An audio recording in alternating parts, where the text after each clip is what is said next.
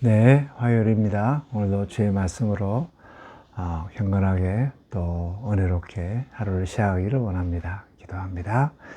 사랑의 주님, 새날을 주셔서 감사합니다. 오늘도 변함없이 주의 말씀으로 하루를 열게 주셔서 감사합니다. 이 말씀이 우리 영의 양식이 되게 해주시고 우리 발걸음의 등불이 되게 하여 주옵소서. 말씀으로 다가오신 주님을 기대하오며 예수님의 이름으로 기도드립니다. 아멘. 오늘 읽을 말씀은 사무엘하 1장부터 3장까지 말씀입니다. 사무엘상과 사무엘하의 분기점은 바로 사울의 죽음이죠. 사무엘상은 통일왕국 제1대왕 사울의 이야기, 그리고 이제 사무엘하는 다윗이 왕이 되어서 이스라엘을 다스리는 40년 동안의 이야기가 사무엘하의 이 내용입니다. 오늘 읽을 말씀 1장부터 3장까지 이 말씀은 이제 다윗이 이스라엘의 통일 왕국의 이제 왕이 되어져가는 이런 과정 가운데 나와 있는 건데, 왜 다윗이 이스라엘의 통일 왕국의 왕이 되는가, 왕이 돼야만 하는가라는 정말 이런 그 당위성들이 이게 쭉 나와 있는데요.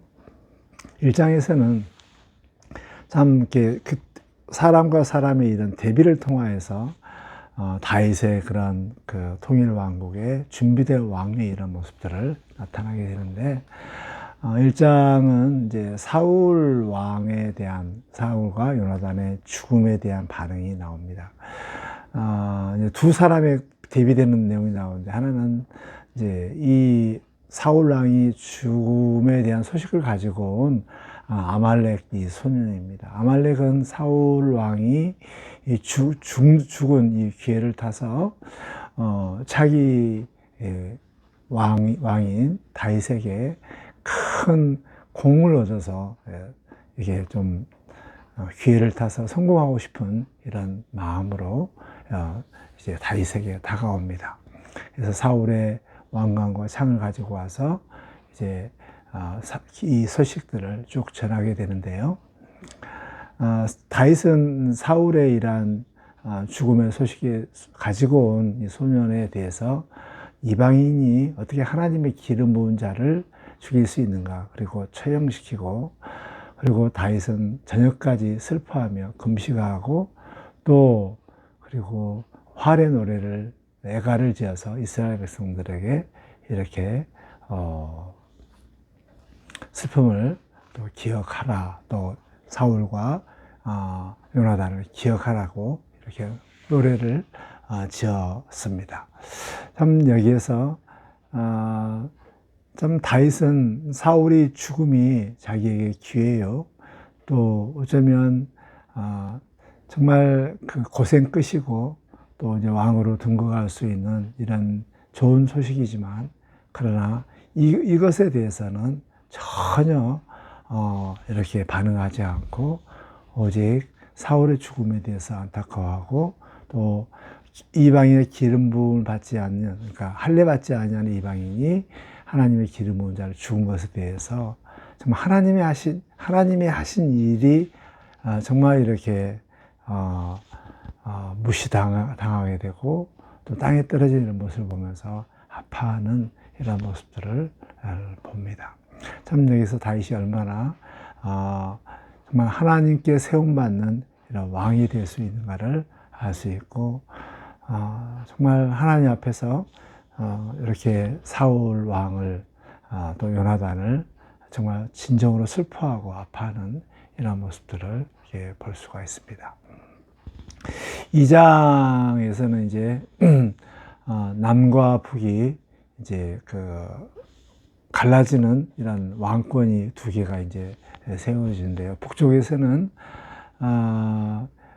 이스보셋이 사울의 그 아들이죠. 이스보셋이 이제 왕이 되는데, 왕이 되는 이런 과정들은 철저하게 군대 장관인 아브넬에 의해서 마하나임으로 옮겨져서 이제 11 지파들의 이런 북쪽 왕이 되어집니다.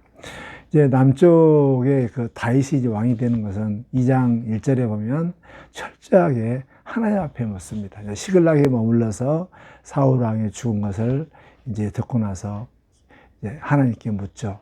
어떻게 해야 됩니까? 유다 땅으로 어디로 가야 됩니까? 또 어떻게 해야 됩니까? 철저하게 묻죠. 하나님께서는 헤브론으로 가라. 그래서 헤브론에 가서 거기에서 이제 유다 장로들이 와서 다윗을 유다의 이런 왕이 되죠.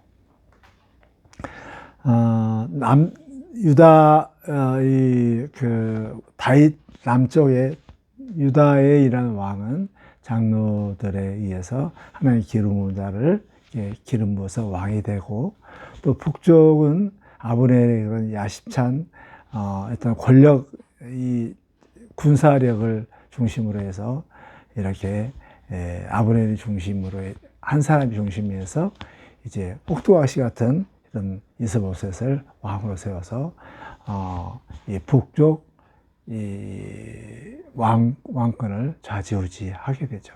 그리고 나서 이제 남과 북의 동족상잔의 이런 치열한 이런 아픈 전쟁이 벌어집니다. 북쪽의 군권인 가지고 있는 아브넬과 남쪽인 요압이 서로 이렇게 해서 잔인하게 서로 죽고 죽이는 이런 전쟁이 벌어지고 또 휴전이 이렇게 벌어지게 됩니다. 참 아픔이 있죠.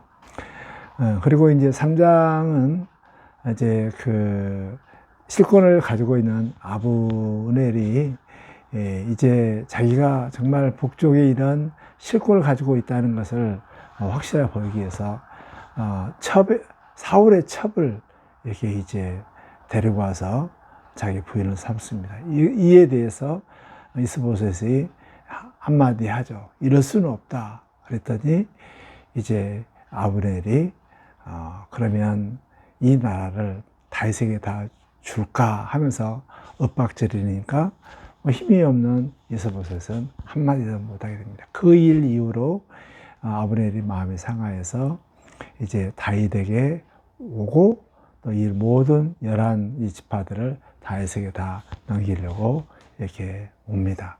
이것에 대해서 협상을 하고 돌아가는 길에 요압 장군이 아브넬을 이렇게 죽여버리죠. 이에 대해서 다윗은 아브넬에 아무 상관없이 정말 이렇게 친절하게 잘 했는데 결국 요압 장군이 이 모든 일들을 그르치는, 그래서 참 다윗이 얼마나 북쪽 이스라엘 백성들에게 오해를 받을 수 있었겠는가. 그러나 다윗은 철저하게 아브넬을 보호하고 또 협약을 맺었고 안전하게 보내려고 하는 이런 모습들을 이렇게 보입니다. 이와 같이 다윗은 정말 사울의 죽음이 우리 자신에게는 좋은 기회였지만 그러나 진심으로 슬퍼하고 아파하고 또 하나님 편에서 이것을 생각하게 되고요. 또 2장에서 왕이 되는 과정도 정말 다윗의 일한 하나님께 묻고 또 유다 장로들을 통하여서 왕이 되는 이런 내용들을 볼 수가 있고, 3장에서는 정말 남과 북이 예민한 이런 상태에서 북쪽에서 온 아브넬에 대해서 친절하게 잘 되고, 자칫 잘못하면 북이스라엘의 모든 사람들이 이렇게 아브넬을 다윗이 죽였다라는 굉장히 어려운 이런 시기 가운데 있을 때 다윗은 정말 지혜롭게 정말 이 모든 문제들을 오해 없이 잘 해결하는 이런 모습들을 보면서 다윗이 얼마만큼 준비된 왕이고 또 통일 왕국의 왕이 되어져 왕감인가를 이렇게 알 수가 있습니다.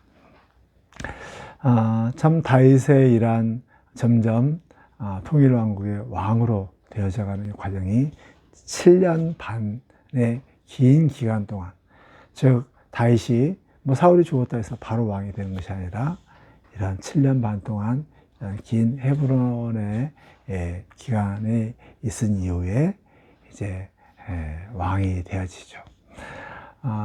우리는 하나님의 그 때를 기다리면서 또 하나님의 그런 순리에 맞게 모든 일들을 해나가는 그러한 하나님의 때를 기다리는 그런 삶을 사시기를 바라며, 정말 우리는 진실되게 하나님 앞에서 하나님의 눈으로 또 하나님의 이런 마음을 가지고 살아가는 우리의 삶이 되시기를 주의 이름으로 축복합니다.